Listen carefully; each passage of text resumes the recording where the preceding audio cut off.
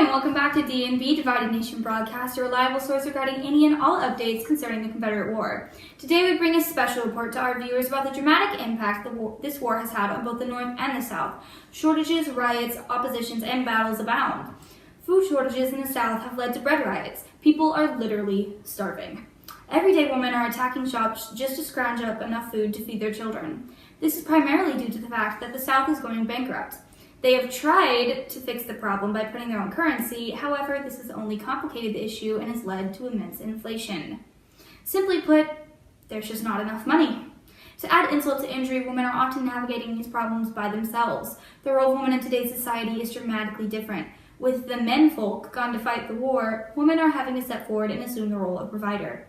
So far, the only result of this war are refugees that are fleeing starvation and inflation. As many as 50,000 civilians and 26,000 Confederate dead cover our land. This war is a tapestry woven from extreme tragedy.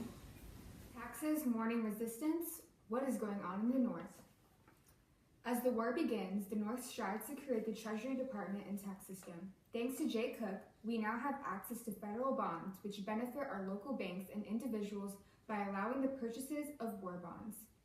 As of August, Congress will soon create the Internal Revenue Service, which will start federal income tax. But I assure you, any individual under the income of $800 will not be fined. Having a hard time with those around you accepting your forms of payment?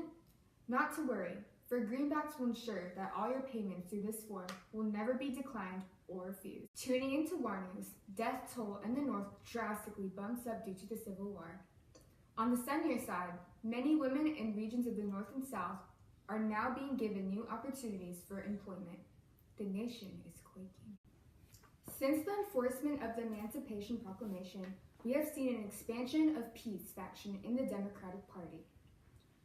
The new peace leader of the Democrats, Clement V., does not approve of the Emancipation Proclamation due to his beliefs that the Union government should, quote-unquote, look only to welfare, peace, and safety of the white. I'm reporting from New York about significant details regarding the role of women, weapons, and updates on the battles. Nursing, despite being invented by a woman, Florence Nightingale, has been a predominantly male field until very recently. As Claire mentioned, the absence of a strong male presence in society because men leaving to fight in the war has resulted in many changes for women. For example, because all men are fighting, the women have started taking over the role of nursing the wounded soldiers, opening the door to the world of medicine for women. The following is a list of notable individuals. Elizabeth Blackwell became the first woman to get a doctor's degree and organized the Sanitary Commission, which helped train nurses and collected supply for Union soldiers. Claire Barton created Red Cross, and Mother Bickerdike, who became the only woman who can serve in advanced base hospitals. These individuals helped change the low viewpoint on women. Along with the developments of nursing, there has been upgrades on weaponry.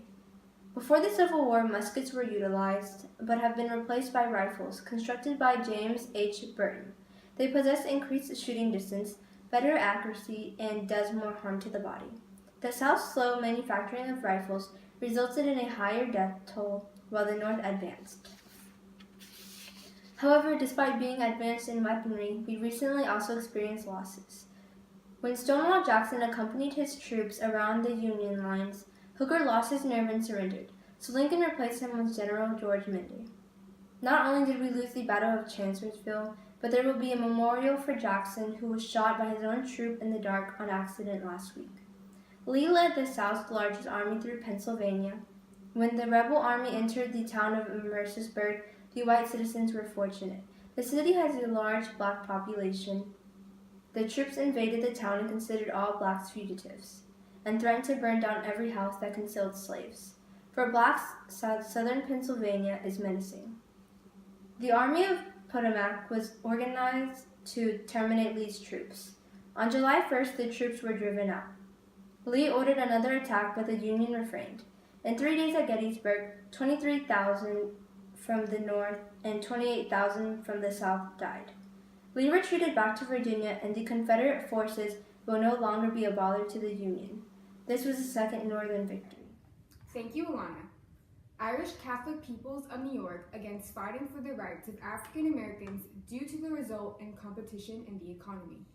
Clement claimed that Lincoln's release of Emancipation Proclamation, quote-unquote, gratified a clique of abolitionists.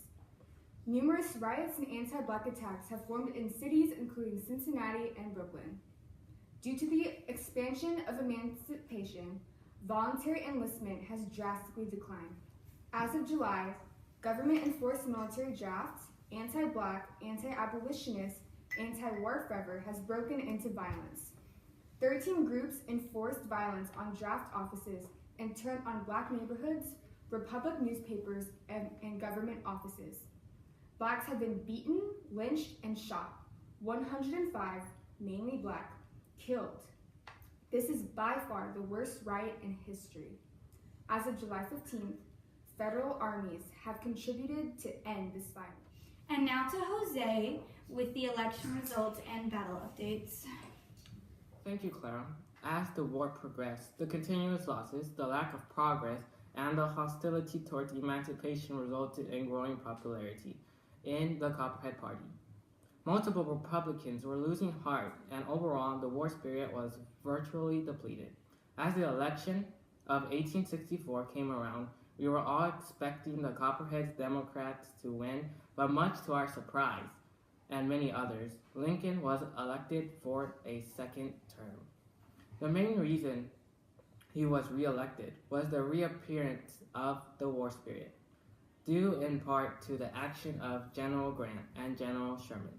General Grant and General Sherman devised a plan to cut the Confederacy in half, with one in the east and one in the west, respectively.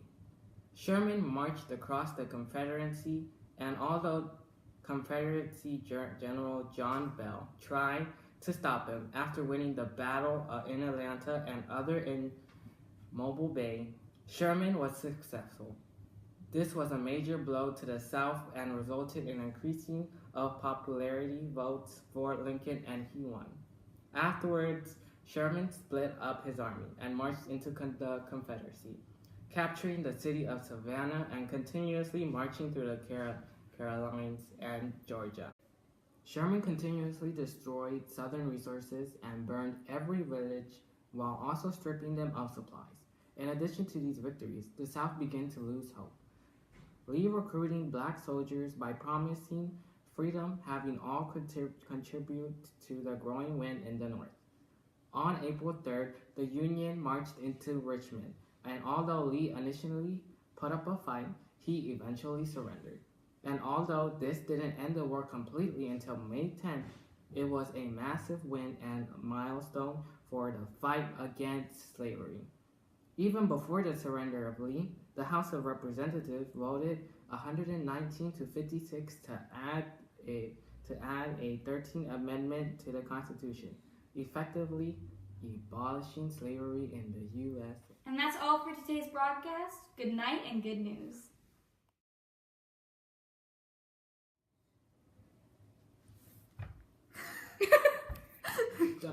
As the war resulted in growing popularity in the Copperhead Party. Multiple Rolling, you never said three. Resulted in growing popularity. What are you doing?